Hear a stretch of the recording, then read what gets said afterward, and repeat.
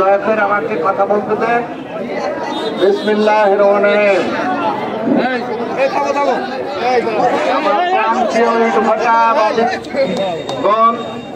সেই সঙ্গে যারা 6 মাসের অধিক কাল, আমি মেহেরপুরের কথা বলবো না, শুধু গাংনীর কথা বলবো, 3.5 লাখের উপরে শ্রমিক পুরুষ এবং মহিলা শ্রম দিয়ে এই গাংনীতে সংসার পরিচালনা করে। এদেরকে কেউ ভিক্ষার ঝুলি নিয়ে যায় না, আপনাদের কাছে, প্রশাসনের কাছেও যায় না। তাই বলতে চাই, আমরা আজকে এখানে উপস্থিত হয়েছি ইচ্ছা না থাকলে শ্রমিকদের চাপের কারণে আসতে বাধ্য হয়েছি। ইউনো মহোদয়ের কাছে জানাতে এসেছি, আপনারা এদের কি করবেন? আজকে কাজ বন্ধ করে দেবেন।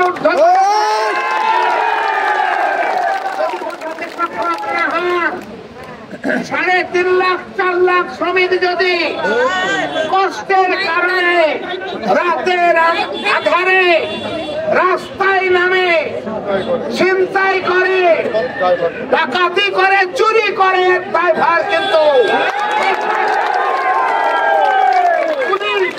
4 লক্ষ মানুষকে নামাতে পারবেন না। আমরাও যেমন আজকে আসার বিপক্ষে ছিলাম, তারা আমাদেরকে আনতে বাধ্য করেছে, আমরা আসতে বাধ্য হয়েছি। আপনারা নির্দোষ সে কথা বলতে চায় না, আমরা নির্দোষ সে কথাও বলতে চায় না। আপনারা ইট ভাটা মালিকের কাছ থেকে প্রতি বছর ইট ভাটার জন্য 5 লক্ষ করে টাকা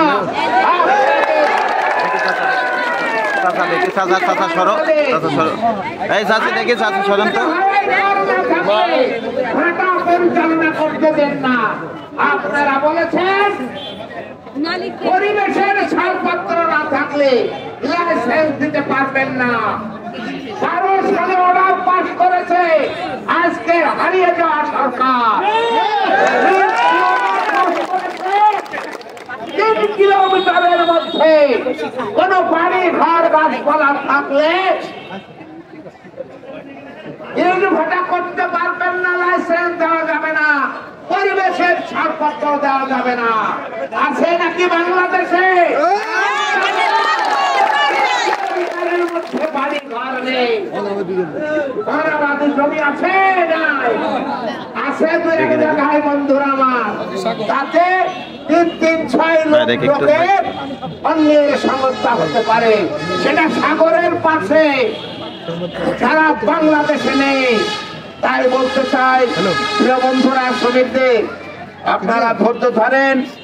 আমরা প্রশাসনের দ্বার গোড়ায় এসেছি, তাদের কাছে আপনাদের আকুতির কথা জানানোর জন্য। আপনাদের ইট ভাটার মালিকেরা যাবে, যে ইউনো মহোদয়কে বলবেন বা ইউনো মহোদয়কে আমরা বলবো, দয়া করে ডিসি সাহেবকে একটু বোঝাতে চেষ্টা করেন।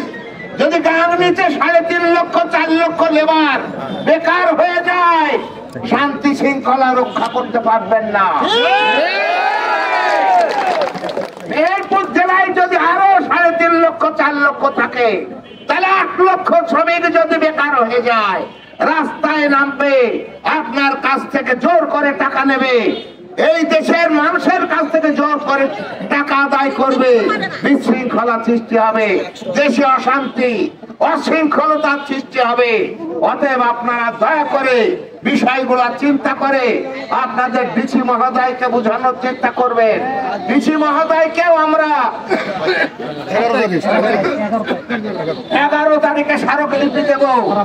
সারা বাংলাদেশে ডিসি সাহেবদের দেওয়া হবে স্মারকলিপি, এবং প্রতিটা জেলার শ্রমিকরা মালিকরা এক জায়গায় হয়ে এই আজকের মতো ছোট্ট পরিসরে নয়, অনেক বড় পরিসরে এই স্মারকলিপি দেওয়া হবে। প্রিয় বন্ধুরা আমার, বলতে চাইনি রাজনৈতিক অনেক কথা। আজকে কি কারণে বন্ধ হয়েছে আমরা জানি, সবাই না জানলেও আজকে একটি ব্রিকফিল্ডের মালিক, অনেক অর্থের মালিক, তিনি অটো মিল দিয়েছেন, তিনি আবার উপদেষ্টাদের মধ্যে দায়িত্বে আছেন। উনি এই কাজটি করছেন। উনার একটি মিলে কয়জন শ্রমিক খাটে? অটো মিলে 50-60,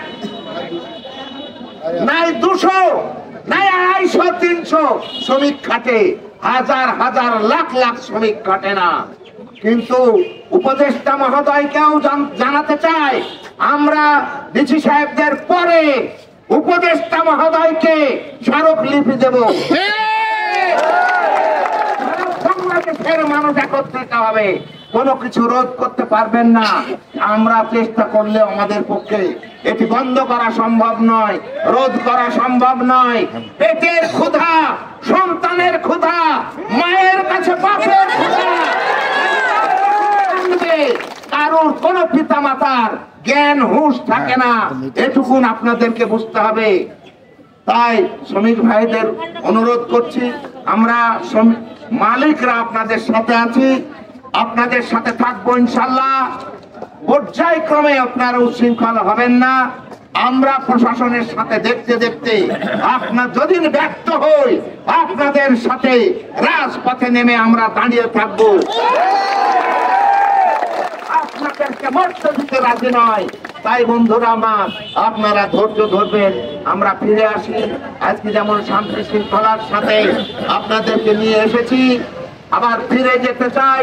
প্রশাসন যদি এমনি ভাবে স্মারকলিপি দেওয়ার পরে না শোনে, তাহলে আপনাদেরকে ডাক দেব। এই দিনকে বড় সন্তান বাচ্চাদের নিয়ে রাস্তায় নামবে। আসসালামু আলাইকুম। অনেক কথা বললাম, আর কথা বাড়াতে চাই না। আপনারা দয়া করে এখানে যেখানে দাঁড়িয়ে আছেন ছায়াতে বসবেন। আমরা 5 মিনিটের মধ্যে ইট ভাটা মালিক সমিতির 5জন লোক ইউনো মহোদয়ের কাছে যে আপনাদের দুঃখের কষ্টের কথা, আমাদের দুঃখের কষ্টের কথা বাদই দিলাম, আপনাদের দাবি আদায়ের জন্য আমরা চেষ্টা করব, এই কথা বলে আমি আমার কথা শেষ করছি। আসসালামু আলাইকুম। আমাদের ভোটার পরিণতি দিতে হবে।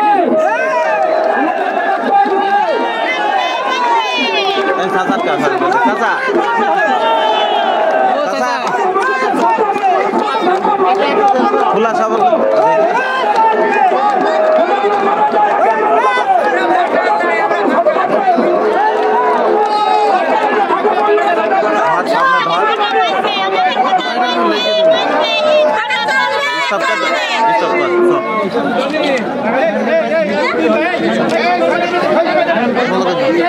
लेकिन क्या नहीं तो